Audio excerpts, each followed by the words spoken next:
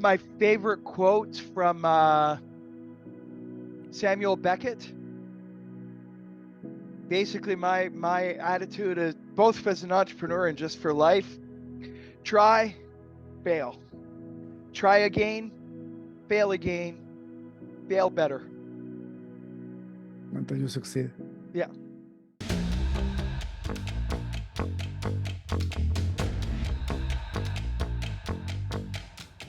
Welcome to the Break Free podcast. I am your host, David Mancella. Everybody knows this podcast is dedicated to honor the people that are making this world a better place with their leadership in their personal businesses or in their current situations around the companies they work for. And today we have with us an incredible leader that has a lot of experience overseas, being Canadian. It's an amazing story that I would love to share to the world, and it's a story of multiculturalism, but also of success. John, welcome to the show. Thank you very much, David. John, for the audience, can you tell me your full name? Where do you live, and what do you do for a living? Okay, yeah, so my name is John Lombard. I'm the founder and president of Cultural Capital Coaching, and I live in Vancouver, Canada. And basically what I do business coaching specifically for immigrant entrepreneurs. So all the normal business coaching stuff that people would get, but immigrant entrepreneurs face additional challenges and issues. So my program has been developed to include that as part of the package to specifically target and work with and help that group. That's amazing. So to begin with, I never had in my awareness somebody that would be specific on training international business owners into Canada, I suppose, right? But Canada and the US. And the US too, Yeah. Okay, so, and it's incredible because that need is great. I'll tell you my story. I wanted to be an entrepreneur in Canada as soon as I moved to Canada in the 90s, but I quickly realized that I didn't have the business acumen or the cultural background in order to be successful. So what I did is I went into college. I have my second computer science degree. And then my business courses after that was because I wanted to become an entrepreneur and I didn't know the culture. So that helped me a lot. I had to go back to school for more years. So tell me, how do you find that niche and what prompted you to get going on that? Well, I think the very first question, even before that one, is I'm a white Canadian guy. What do I know about being an immigrant entrepreneur? Why am I doing this? So yeah, I actually lived in China for 25 years and I started multiple businesses over there. So I very much have the experience of being an immigrant entrepreneur in another country, going somewhere with a massively different culture, different language, different business environment, everything, and having to go through all that, work through all that. In addition, my major passion, my focus for more than 2 decades has been specifically in the cross-cultural or intercultural sphere, working with people from different cultural backgrounds, helping them understand each other, work together more effectively, build better communication, better relationships. So these two things together, my own experience being an international entrepreneur, and my experience working with different cultures, when I came back to Canada and started a business. Actually, my first business that I started, I came back in 2019. I started my company and then COVID hit. And so I was just wiped. A fledgling business when COVID hits, I was just wiped out. Spent 3 years essentially unemployed, no income. So then when I finally started getting going again, I first hooked up with another company that does basically a business coaching franchise model. So getting into business coaching, I've got tons of experience as a coach, as an entrepreneur, running a business, everything like that. A lot of the people that are business coaches have never actually owned their own business, so I was already a step ahead. But even with that, it was so generic. Like, business coaches are a dime a dozen these days. The qualifications to be a business coach with a lot of these companies are extremely minimal. You don't have to have run your own company. You just have to go through their training program and use their software. Their software tells you what to do, and that's about it. And so it's very, very generic in a lot of cases. There are some really great business coaches out there. You're not saying that but for the most part, it's a field that's been flooded. And so for me, as a guy particularly, I haven't lived in Canada. My entire business experience, life, everything was in China. I went there right after university. So my entire adult life was in China. I had no connections, no networks, no experience, no reputation in Canada, in North America. So it was rather difficult making an impact in a space which was already flooded. And as I was doing this, and particularly going to networking events and meeting people, telling them what I was doing, the people that responded the most were the immigrant entrepreneurs. The fact that I had gone through some of that, like, Chinese people would approach me like, John, you went through all this in China. I'm going through the same thing in Canada. Can you help me out? And so I kind of quickly spotted this niche that, yeah, like it, and it's an amazing niche to work with. Immigrant entrepreneurs, these are people who are frequently coming in. They've got tons of experience, knowledge, skills from their home country. And when they come to Canada or the US, suddenly they can't get jobs in the field that they've been educated in because they don't have their qualifications don't carry over here. They have to, kind of like you, they have to go through years and years of additional education, everything like that. So instead of doing that, they want to start their own business. So they've got all these skills, experience, knowledge. They're extremely hardworking. They're very strongly motivated.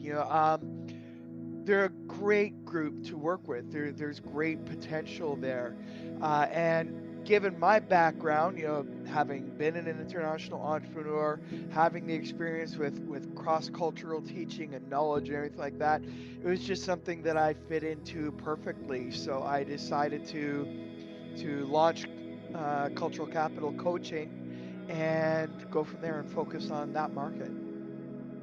That's beautiful. Okay, I want to explore your China experience because that was rather radical. I know a lot of friends that went to college. I wanted to travel the world for 6 months or a year and then came back.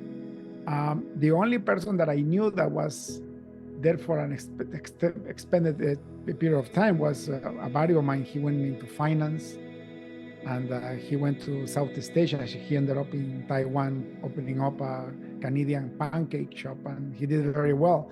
But 4 years later, he came back, and now he's doing very well at TD Bank in a senior leadership role.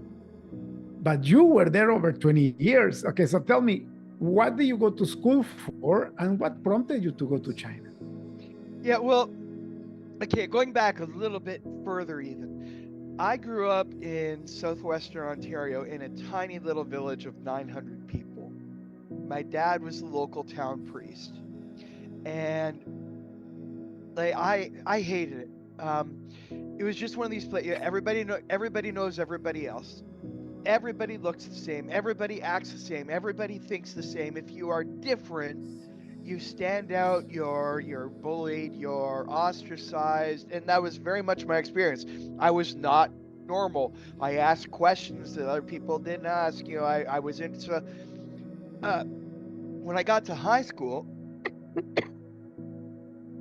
a Korean family came in,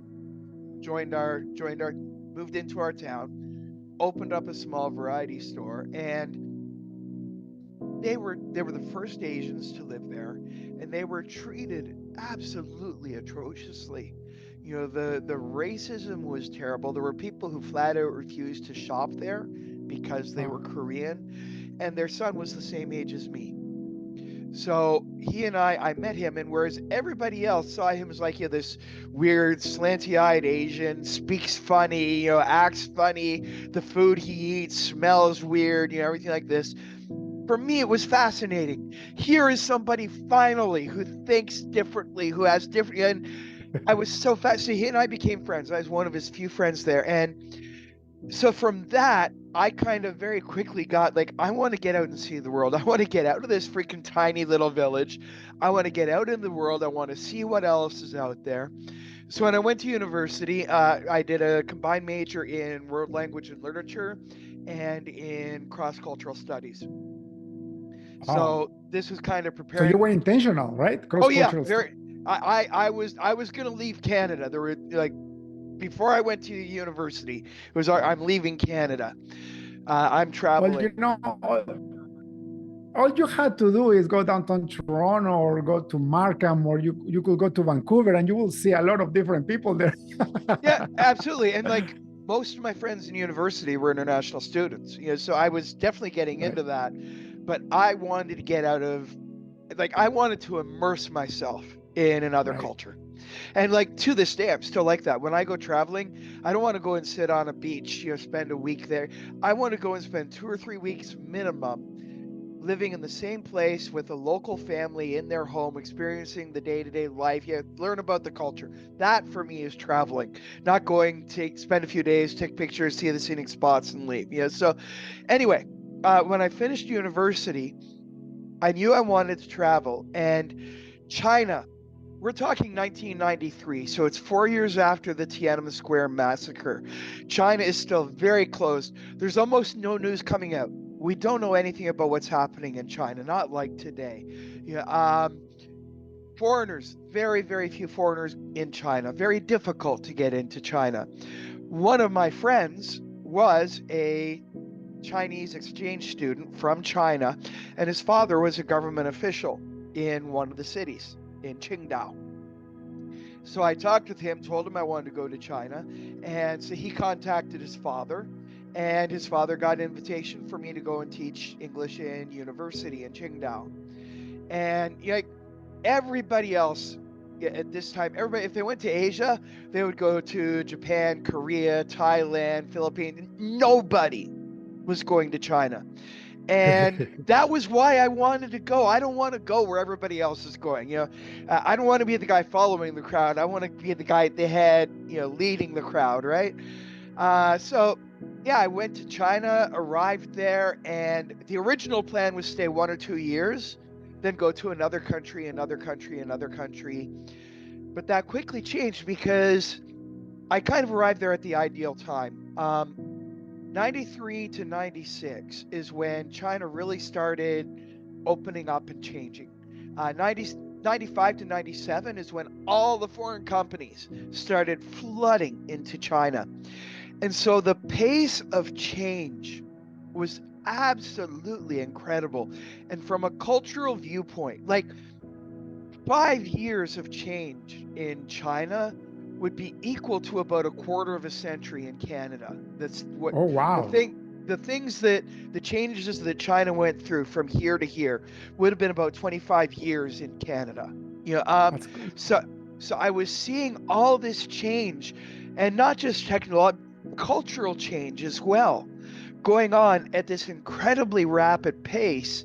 And it was fascinating for me to be able to not only see this, but to be in the middle of it, to be experiencing it, to be a part of it. So I fell in love with the situation, and in addition, because of all this change going on so rapidly, new opportunities were popping up all the time. For an entrepreneur, it was the if you were an entrepreneur and you understood the culture and the environment, how to do things there, it was an amazing place to be. So yeah, 2 years turned into 5 years, 10 years, and finally a quarter of a century. Yeah. So, John, you went into China when it was very communist and very close. I mean, still communist, but I keep telling people that China is more capitalist than Vancouver, you know? And it's true. Like the way I see China now is a dictatorship with capitalism. That's why people were like, I think I was reading one of the statistics. They make more billionaires per year than the Americans, Yeah. right? This is where it's really difficult to peg China into any of the classic, like, capitalist, communist, socialist, whatever. It's a mixture of everything. The ruling party still calls themselves communist, but they've abandoned most communist principles. They're a dictatorship. They're not really communist anymore. They definitely are a dictatorship. They tend much more to the socialist side than the pure capitalist side.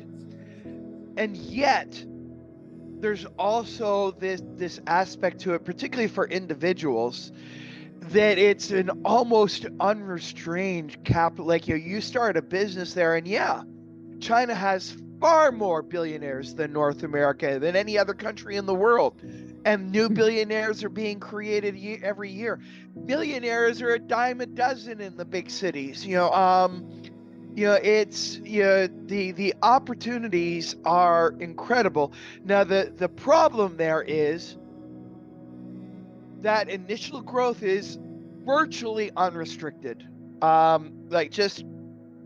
There are some regulations, but regulations are far more open than they are in North America, and far more poorly enforced. Until you reach a certain point.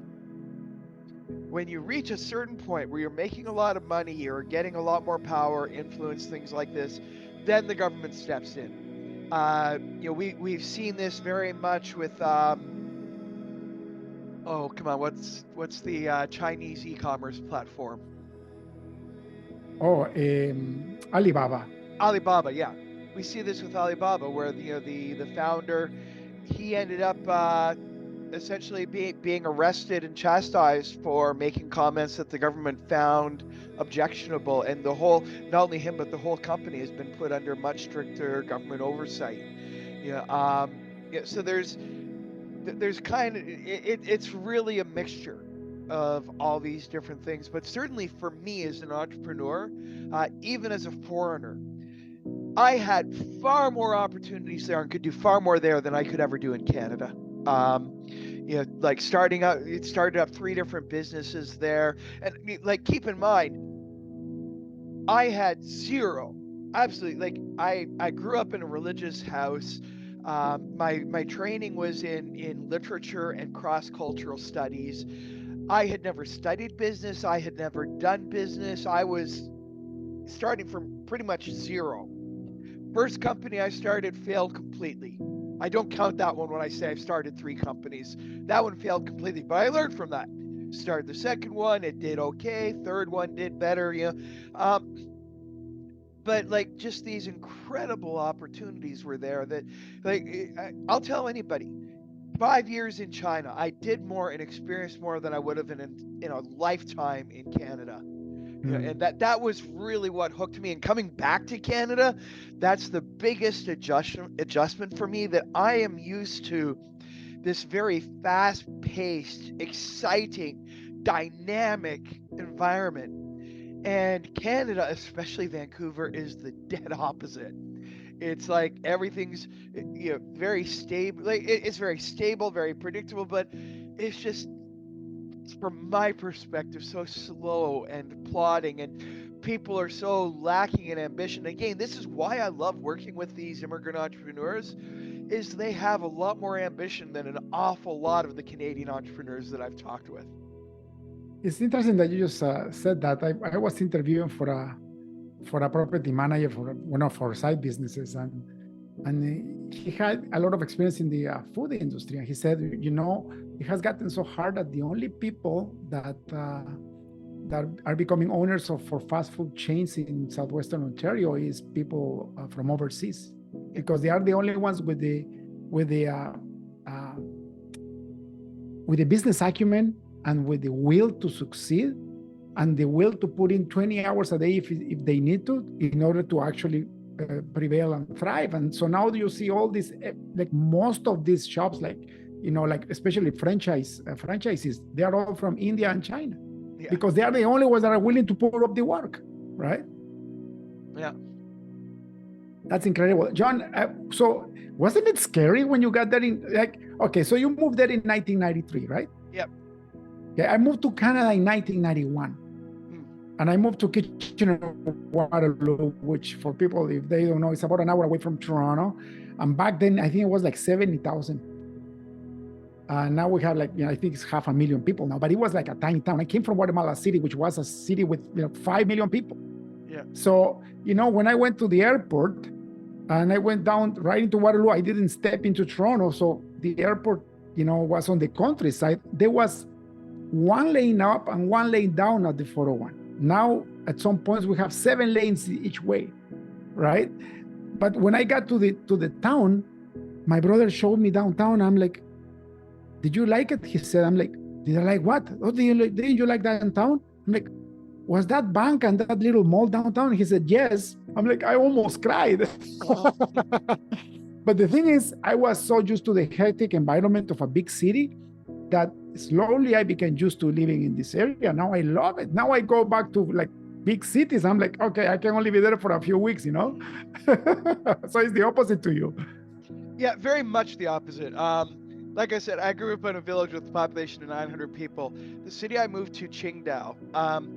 In China, it's a small city, 5.5 million people. So their small city was larger than the largest city in Canada at that time. And then you go to Beijing, and one apartment building in Beijing has more people than my hometown did. Wow. But in this way, I'm kind of lucky. Like personality-wise, I'm a chameleon. You stick me in any situation, any environment, and I just adapt. I just accept it. I'm comfortable anywhere. So that's one thing that made, like, when you look at people who went to China in 1993 or around that same time, foreigners who went there around the same time, the number who stayed as long as I did is extremely small, like under 1%. Very, very, most people were 2 or 3 years max. And a big part of the reason for that is kind of just this thing that I'm just so adaptable, so comfortable anywhere I go, which really gave me a huge advantage that way. Well, if you think about it, by definition, the communists don't allow any faith, right? So you have an atheist state. You went there when it was still traditional communist because they haven't changed yet. So you experienced that change.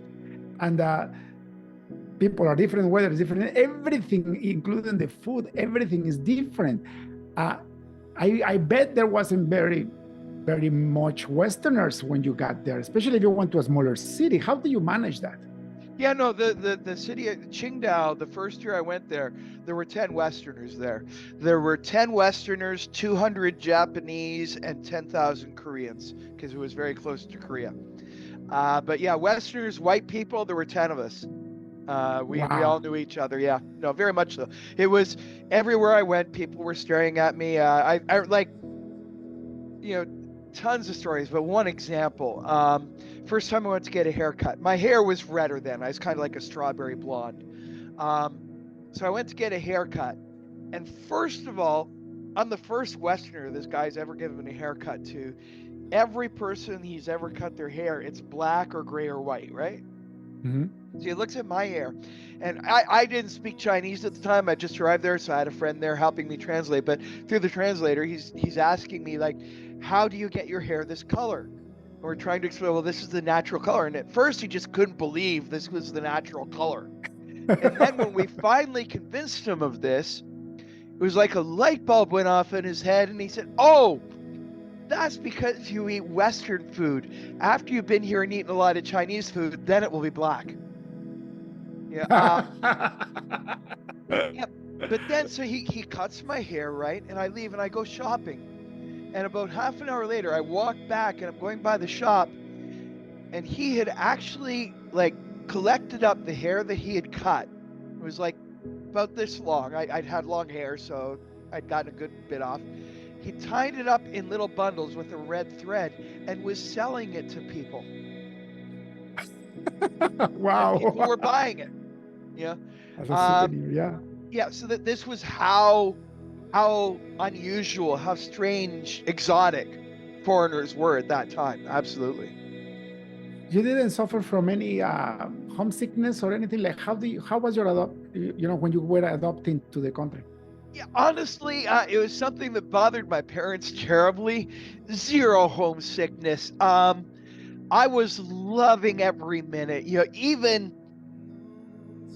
like, again, it's all mindset. Even when bad stuff happened to me, it's not that I enjoyed it. Obviously, I didn't. But my first thought was, this is going to make a great story someday, and it does. Like I tell all those stories now, and people are fascinated. They laugh. That was my perspective. I'm in the middle of the most exciting, incredible thing I've ever been in my life. I'm not going to let these problems take away from that. Like, if I go back home, I'm going back to this tiny little village where I hated. Like I literally, when I left there, I never went back. I hated it that much. My parents left about, I think, 3 or 4 years after I did. So when I did go back to visit them, I went somewhere else. I never went back to that village. I hated it. Like, what is there to be homesick about? Now there was like some things, like, for example, cheese. There was no cheese at all. In order to get cheese, we actually had, like, when I went to Beijing, I would buy like literally 15, 20 kilos of cheese, bring it back with me. And that wasn't just for me. I'd then sell it to other foreigners there because we couldn't get cheese there. 1996, a Japanese supermarket opened there, a supermarket chain. And it was the first place to have cheese. The day it opened, every expat in town was lined up to buy cheese there. So there were things like that I would miss. I remember first time I went to Beijing, me and my friend, we went to McDonald's right off the train. We had to get some McDonald's. It was a big treat. So there were things like that, but it was never a significant factor. It was something, yeah, if I could get it, great, but if I didn't have it, wasn't something I was obsessing over. How long did it take you to learn the language? And I say this because most people that go overseas, if they have a teaching position, they tend to hang out with expats, and they have a hard time learning the language. Yeah, no, I dead opposite. I was fully aware of that, and I suck at learning languages. When I studied French in Canada, I was terrible. So I was aware of that. So when I went there, I actually, first of all, there just weren't a lot of Westerners there. Yeah, and I intentionally stayed with them. I hung out exclusively with Chinese people. I've never studied Chinese formally. I learned just from talking to people, but it was pure immersion. So within a year, basic conversation was no problem. Within 2-3 years, pretty much semi-fluent. But I still cannot read or write. I can only speak. It's a hard language, right? It's not based on Latin, so it's and completely different, and it's all icons. That's right. Yeah, the biggest problem that most Westerners have is it's a tonal language. So the same word with a different tone has a completely different meaning. The example I like to use is the word ma, M-A. So there are 4 tones: ma, ma, ma, ma. Okay, now ma means mother. Ma means to curse. Ma means horse. So if I say mama matara ma, it means my mother cursed your horse. Yeah. Wow, that's hard. Yeah, so that part is usually the biggest challenge for Westerners is learning the tones. Once you master the tones, actually the Chinese has fewer phonemes than English does. The grammar is very straightforward and simple, not all the exceptions and changes that English has. So I think, for me at least, for the oral language, once you get over the tones, the rest is actually not so difficult to learn. Reading and writing, on the other hand, is far more difficult. Chinese people who've been learning it from childhood, when they get to university, they are still learning to read and write Chinese. Oh, wow. It's that complicated, eh? Yeah. What has been, when you were there as a business person, what was the hardest problem you had to go through, and how did you get out of it? Um, Personal problem or cultural problem? Both. Okay. Personally, as I said, like I went there as a teacher. As I said, I had zero business acumen, knowledge, anything. So the first company that I started up, the biggest problem was that pure lack of experience, and particularly, I learned very quickly. I'm a visionary type. I am absolutely amazing with ideas, with spotting opportunities, everything like that, which is great for an entrepreneur. But on the implementation side, I'm not so strong. Particularly, I've gotten better, but at that time in particular, was really not very strong. And so from that, I learned I really need a team. It can't be just me. I may have the best idea in the world, but if I don't have a team to help me implement that, I'm just going to fail at time after time.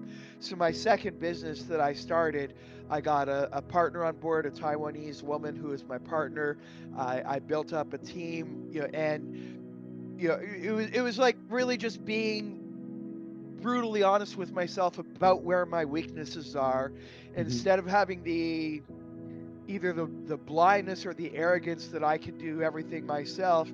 Just acknowledging, no, I can't do it myself. These are things I'm not good at. Rather than trying to do it all, let somebody else do that and let me focus on what I'm good at. Um, and when I'm coaching entrepreneurs, that often tends to be one of the biggest things that I face with them as well, is kind of like the idea I have to do everything myself. Nobody else can do what I do. I'm getting over that mindset, right? And then culturally, I think the biggest thing was in China. One of the first words anybody learns in China is guanxi. Guanxi is translated as relationship, but in China, the Chinese culture, it's a transactional culture. Everything is based on your relationship with each other. So effectively, if I'm doing business with somebody, and this is why there's so many horror stories of foreigners getting screwed over in China when they do business in China. I do business with somebody in China, and our relationship is basically here. We do not know each other at all. We just meet, agree to do business, and we sign a contract. Well, in China, that contract means less than nothing. Today it's gotten better, but back then it meant absolutely nothing. Everything is based on that relationship. And if you don't have a relationship, they will lie to you, cheat you, do everything they can to benefit themselves and feel zero guilt about it. Because in Chinese culture, if you don't have a relationship with somebody, when you do those things, there's really no loss of face. It's fine. Wow. However, if you've got a strong relationship with each other, you're friends, you know each other well, you've shared dinners together, you've taken time, built this relationship. Then, even if you have no contract, they will bend over backwards to make sure that you do well, that Perfect nothing channel. happens that could damage that relationship. Um, so as a Canadian, my focus, and this is for most expats going into China, most Westerners, you focus on the contract. I signed, Canada, you sign the contract and that's it. China, no. China, you focus first on building a relationship. And after you've got the relationship, then you start building the business with them. And Mm. so learning how to build those relationships, it took me some time, but then I was able to have massive success because I had these relationships holding me up. You know, um, Build up. that's right. When I had problems, I could go to them, and they weren't going to say, "Well, John, that's not in the contract, so it's not my responsibility." They're Right. going to, "Well, John, you're my friend. I'll do whatever I can to help you." That's beautiful. Yeah, It's different, right? They yeah, value more the relationship over the business side. that's right. Where in But Canada, this is we're all where straightforward, right? that's right. But that's right. But in Western culture, honesty is really like it. It's equal with everybody. You're either honest with everybody, or if you're dishonest with some people, you're a dishonest person, right? Yeah. In China, it depends on the relationship. Um, being dishonest with someone that you have a lot of guanxi, a lot of relationship with, that is incredibly dishonest. It is a massive loss of face. It'll affect your relationships across the board. But doing it when there's no relationship, hey, that's fine. It's not really being dishonest at all. You know, That's if you're not crazy. if you're not smart enough to make a relationship with me to begin with, if you know, well, hey, you know, buyer beware. You know, it's Wow. Wow, wow, wow. yeah. But this is why a lot of Westerners have a perception of Chinese as being dishonest, and there are tons of horror stories. There are legitimate situations where people have been absolutely cheated and lied to, Right. but it's almost always because they don't have a relationship and they don't understand that when they're going into it. Incredible. Tell me, why did you decide to come back after so many years? Very simple. I have a son 6 years ago. My wife and I gave birth to a son, and I absolutely don't want him to go to school in China.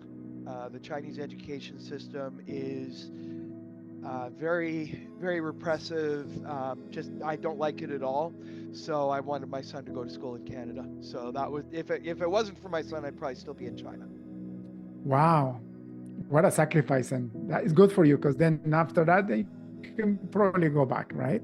Oh yeah, well, obviously, like that's one of the reasons why I chose to live in Vancouver. I've never lived in Vancouver before, but it's the closest to China, easy for me to get back there. Obviously, tons of Right. Chinese people in Vancouver, so I can keep the relationships that way. My son, we absolutely like. Again, culture is my passion. I don't want him to lose the Chinese side of his heritage. So every Right. summer, holidays, we'll go back to China so he can continue to keep the language and the culture and things like that. So yeah, China. Yeah, again, my entire adult life was there. All my friends, my relationships, everything. Yeah. It's So you must know, have been very hard, yeah, right? yeah, absolutely. No, coming back, particularly coming back, and then only a few months later having COVID hit. Oh, So you know, like I yeah. was completely isolated with like zero support, no friends, no network, nothing. It was. I went through some major struggles with depression at that time. Yeah. I can imagine. I can imagine. Even for me, like I am a man of faith, and during COVID, my faith was tested too, because I didn't know that I actually had ADHD. Mm, I just discovered that last year, but I was traveling all the time because of the businesses that I am in, and I almost like fabricated, unconsciously fabricated a company that requires me to travel, and it was because I couldn't stand still in one place. So once the pandemic hit, it was very hard on me, very, very, very hard, very depressing. So I figured out ways to do it. What I was doing is I bought a walking desk and started walking, but it got to the point that I was doing 20 kilometers a day to satisfy the condition of my brain without knowing that I had a brain yeah. condition all my life until, like I said, until last year. Yeah. So I could imagine how you felt after having, especially a city that is vibrant. I bet the weather is not as bad as it's in Canada. Even in Vancouver, it's beautiful, but it's not compared to China. And the hustle and bustle, you must have been missing that a lot. Plus, the whole country was shut down here for 2 years. We were Yeah. one of the most extreme countries when it comes to COVID, right? Yeah. Well, and on top of that, my wife and son, the plan was I come here first, get my business started, and then once the business is going and I have an income, then they come over. So they were still in China. My business gets Oh, shut down. So my wife and son, it ended up taking 3 years to get them over to Canada. So I was locked up in my apartment by myself, no connections. My wife and son over in China, talking with them for maybe half an hour a day on video chat. oh, So that yeah, must it have was been so hard, John. So they are yeah, back with yeah, you now?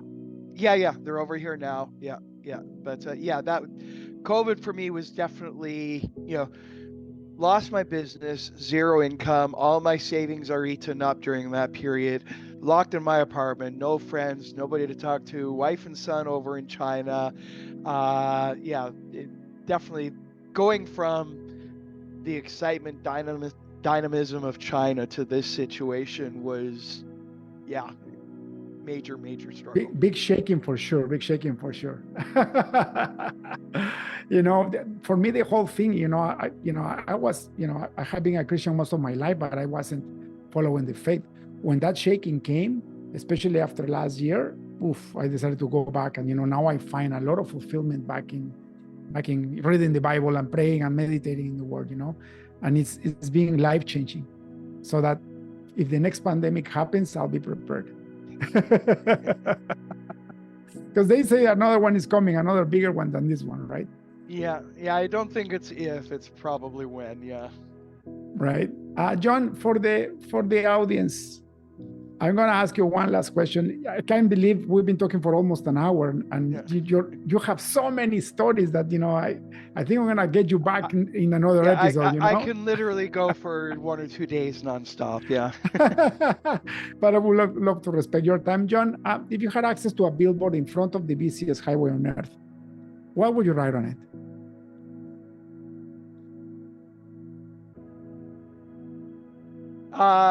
For my personal message or for my business? Both. You get to have two. Okay, well, personal message. My favorite quote from Samuel Beckett. Basically, my attitude is both as an entrepreneur and just for life: try, fail, try again, fail again, fail better until you succeed. Yeah. John, that is the absolute truth. The overnight success stories are a complete lie. People don't know what this person had to go through to get where they are. Yeah. And I compare that to learning how to ride a bicycle. You can learn, you can read all the books, you can watch all the videos that you want on how to gain balance in a bicycle, but until you go on that bike and you fall 1, 2, 3, 4, 5, 6, 7 times, you finally get to find the balance and actually conquer it. Life is like that, isn't it? For everything in life. Yep. John, thank you so much for being in the show. If people I still have to give my billboard message for my business. Oh, I thought it was both in one. Go ahead. Give me your business one. No, for my business would simply be immigrant entrepreneurs. You work hard, you do your best. Let me help you triple, quadruple your business. That's beautiful. I was going to say, how can they contact you if somebody wants to hire your services to get going with their businesses in Canada? Where can they find you? Yeah, my website is languageofculture.net. Email jlombard, JLOMBARD @languageofculture.net. I'm sure you can put the information on here when you edit this later as well. That's the easiest way to contact me. Fantastic. John, thank you so much for being in the show. God bless, and you are welcome to come back anytime. I would love to come back. If you want to do something more specifically about China, could easily do that. Yeah. Fantastic. Thank you so much, John. Have a good one. Thanks a lot, David. Take care. Cheers. That's all for today's episode of the Break Free Podcast. Head on over to iTunes and subscribe to the show. Starting your own business can be tough, but it doesn't have to be. Visit davidmansilla.com to pick up a copy of the #1 international best-selling book, Breaking Out of Corporate Jail. Expand what you consider to be possible and reach your full potential. And join us on the next episode.